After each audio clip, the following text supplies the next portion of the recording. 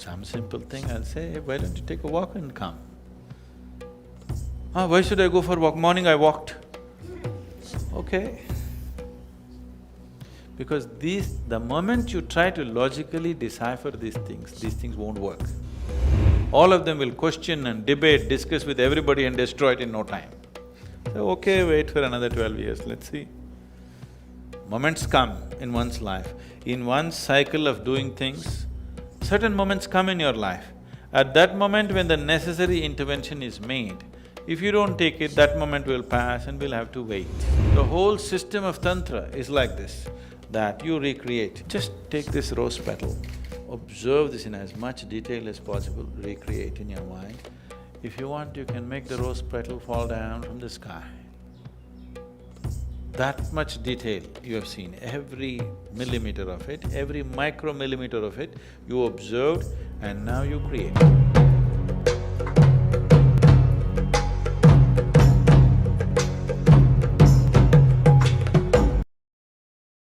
To be a teacher, you must know something, isn't it? To be a guru, you need not know anything. It's just that you don't know anything, but you got eyes to see. Whatever you want, you can look and speak. But to be a teacher, you have to know something. If you don't know anything, you can't make a teacher, isn't it? To be a guru, you don't need to know anything. Just a certain level of perception, that's all. You're not knowledgeable about anything. It's easy. Being a teacher is difficult because you will have to remember so many things.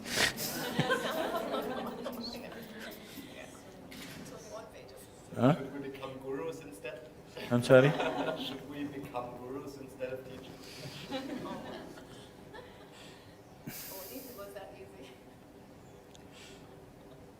The thing is, you never try to become a guru.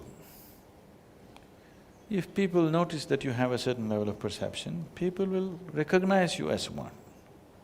You never ever try to become one. I've done everything to shake off the guru thing, but you cannot because people will one way or the other recognize it, wherever you may be. Whether you're in India or otherwise, they may not call you, use the word guru, but nowhere in the world, if you found a human being whose perception is beyond yours, could you ignore him? People naturally gathered around them. Maybe they didn't use the word guru, they used something else. But always it happened, isn't it? Whichever part of the world.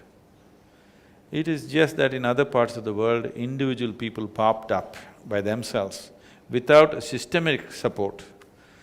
In India, people popped up because there's a systemic support, more popped up.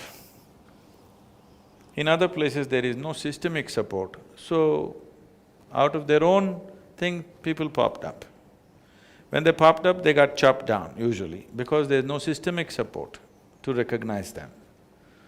But nobody went unrecognized.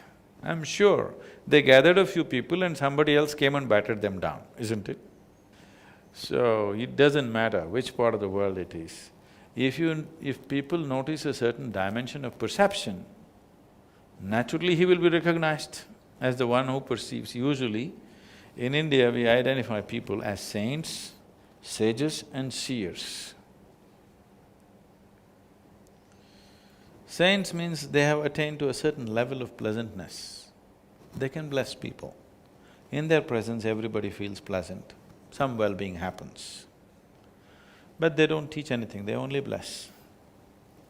Sages means they have some grasp. They have become pleasant, their energies have become pleasant, but they have also grasped some knowledge, particular dimensions of knowledge. A sage may be good with astronomy or astrology or with some other dimension. All the Indian mathematics has come from sages, not from university academics. It is sages who came up with mathematics and music. You heard of this?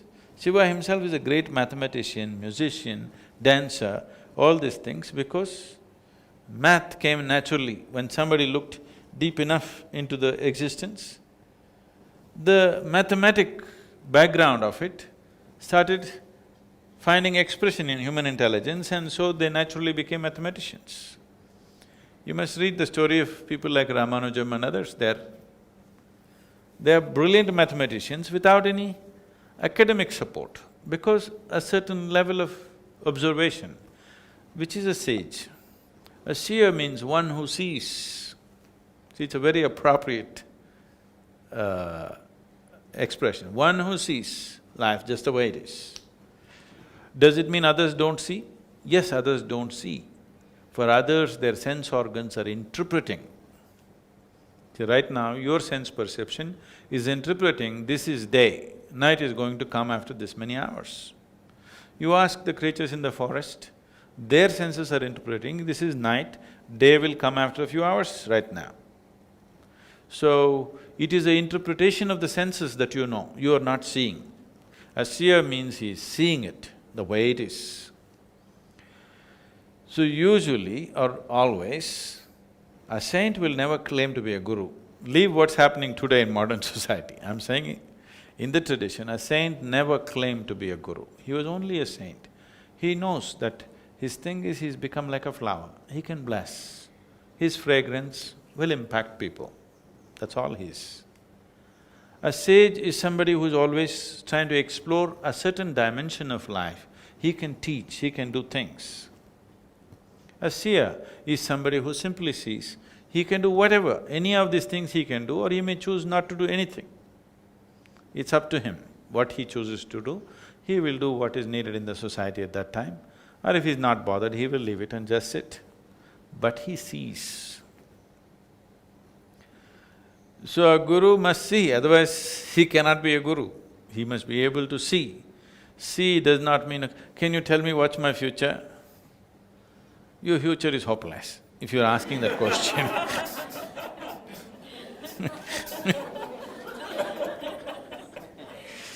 If you're asking that question, it's a hopeless future, because if your idea of your future being better is only a question of, will I get the job, will I have money, will I pay my taxes, will I pay my bills? This is not a future. This is you just becoming a particle in the existence. You will go round and round in some way. So, future, once you see a certain way that the life is manifesting today, if I say if you do this, this and this, it can manifest in some other way. If I can suggest the right thing to you, that is because you have seen, so that is a seer. If one cannot see, he should not be a guru. Seeing not just the human aspect of it, the existential aspect of it, to be able to see. See, these days some technologies have come, I don't know the names of these technologies, but some things I saw are really phenomenal, okay? See, right now, if you sit here, let's say you're doing asanas, let us say you do all these asanas and you go away. Now in the space where you did asanas, there is a certain memory. Today, there are, whatever they call them, I don't know what, there are ways to image this. You sat here, did something and went. Now they can come and image this, what all you things that you did. What is the use of this, how to go to this, they can only think in terms of war, okay? They'll think how to use it in the military usage, that's a different thing. But if you do asanas here and you go away, if I walk into this hall, I will see what you have done, your asana. Is it a process of liberation or is it a way of tying yourself into knots? This can be seen. If I see you're doing something like this, then it is not said you're doing this, do this, we will suggest something else. You must have the sense to just do that. Some simple thing, I'll say, hey, why don't you take a walk and come? Why should I go for a walk? Morning I walked. Okay. Because the moment you try to logically decipher these things won't work. So always these things are done in subtle ways. Only few people have the sense to follow those subtle instructions. All of them will question and debate, discuss with everybody and destroy it in no time. So, okay, wait for another 12 years, let's see. Moments come in one's life. In one cycle of doing things, certain moments come in your life. At that moment when the necessary intervention is made, if you don't take it, that moment will pass and we'll have to wait. If you have the power to create your own moment, not waiting for any cycles, that would be the most fantastic thing to do. But not everybody is there, they will have to wait for that moment. But when that moment comes, naturally instructions will come. Now when I say this, all kinds of flaky minds will start looking at everything as a sign from California, you know.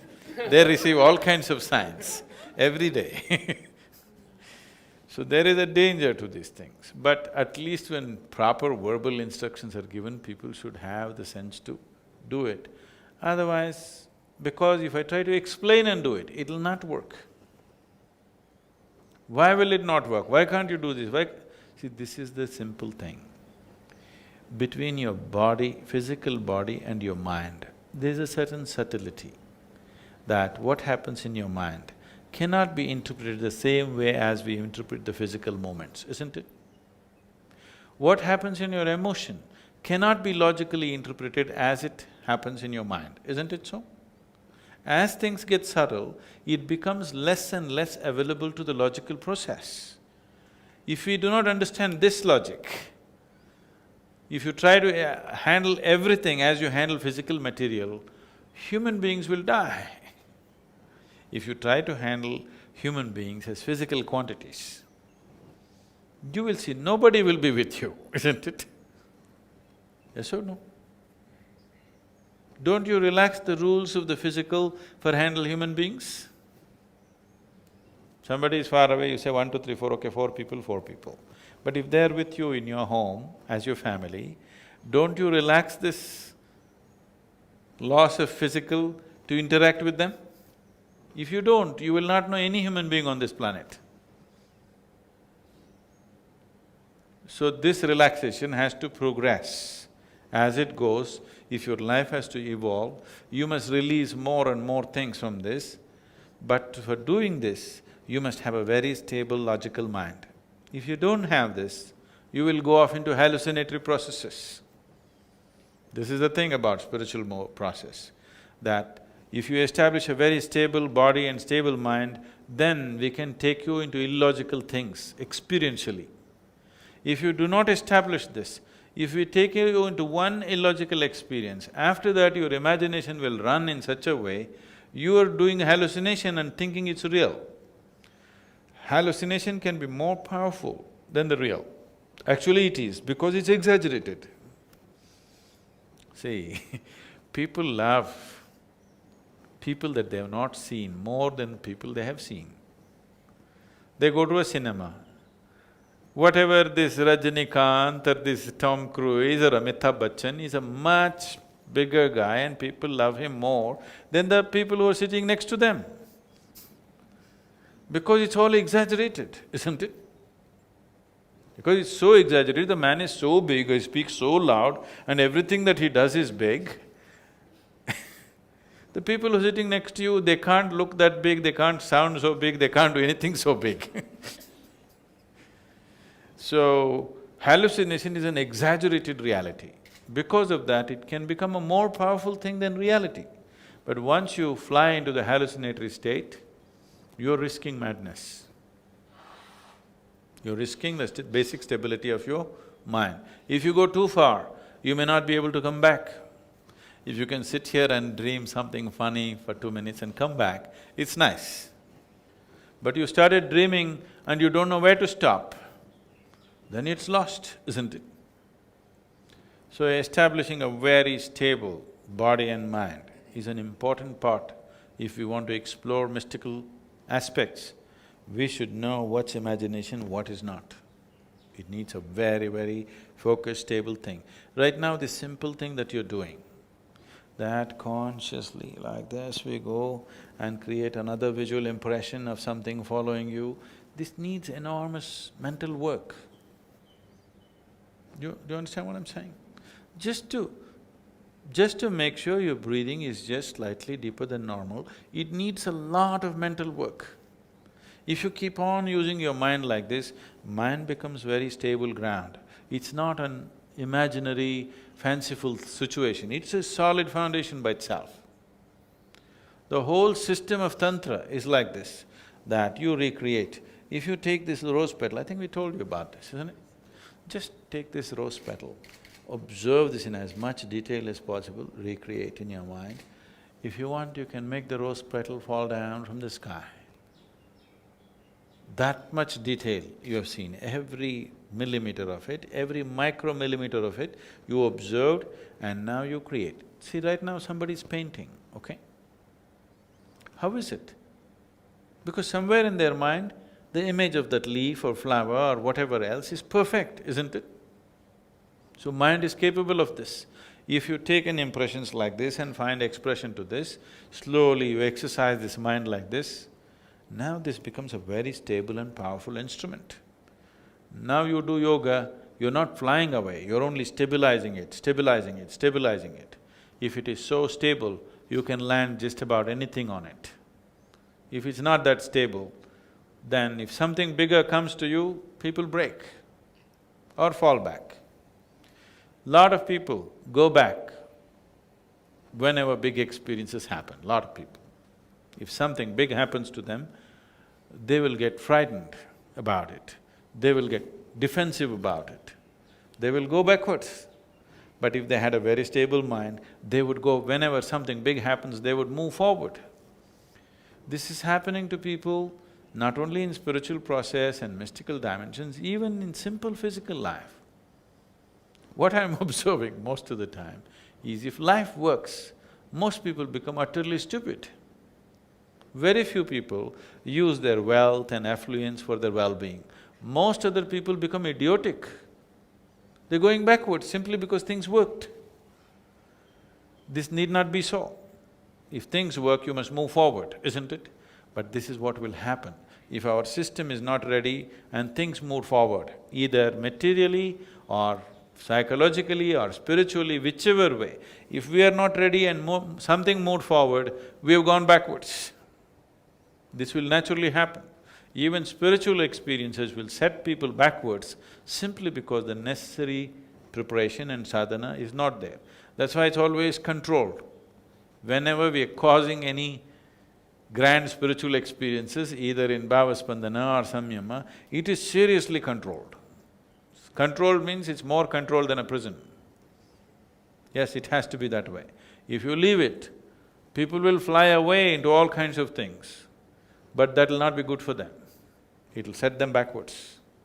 Here are few of the most famous saints, sages and gurus from various traditions and time periods. Gautama Buddha, born in 563 BCE, is the founder of Buddhism, a spiritual tradition focused on achieving enlightenment and liberation from the cycles of birth and death. His key teachings include the Four Noble Truths and the Eightfold Path, which provide a guide for overcoming suffering and attaining nirvana. Buddha's teachings emphasize mindfulness, ethical conduct and mental discipline, encouraging followers to seek inner peace and wisdom. Ramakrishna Paramahansa, who lived from 1836 to 1886, was a mystic and saint whose life and teachings inspired the formation of the Ramakrishna order and the Ramakrishna mission. He is known for his profound spiritual experiences and his emphasis on the unity of all religions. Ramakrishna believed that all paths led to the same divine truth and that one can realize God through various spiritual practices, whether through devotion, knowledge or meditation.